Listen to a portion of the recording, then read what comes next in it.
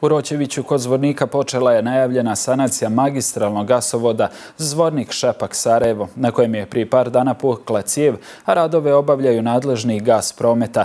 Zbog radova na gasovodu, svi korisnici gasa, odnosno grijanja u Zvorniku i industrijskoj zoni u Karakaju, danas su bez ovog energenta i grijanja. Zastoj u isporuci gasa odrazio se i na odvijanje nastave u školama, pa će u 2 srednjoškolska centra, osnovnoj školi Sveti Savo u Zvorniku i Desanka Maksimović u Čelopeku, odnosno područnom odjeljenju u Karakaju, biti provedena online nastava. Obećanja nadležnih su da će radovi biti završeni do kraja dana.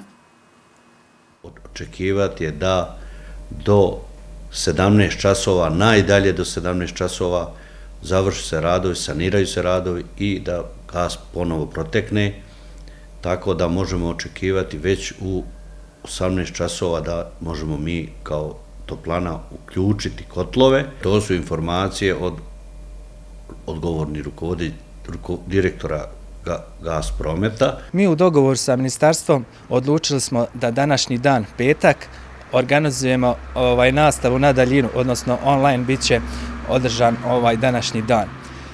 Što se tiče radova na gasovodu, mi smo dobili informaciju da bi oni trebali da se završe do ponedeljka, tako da vjerovatno od ponedeljka nastava će krenuti normalno, odnosno učenici će biti u svojim učionicama.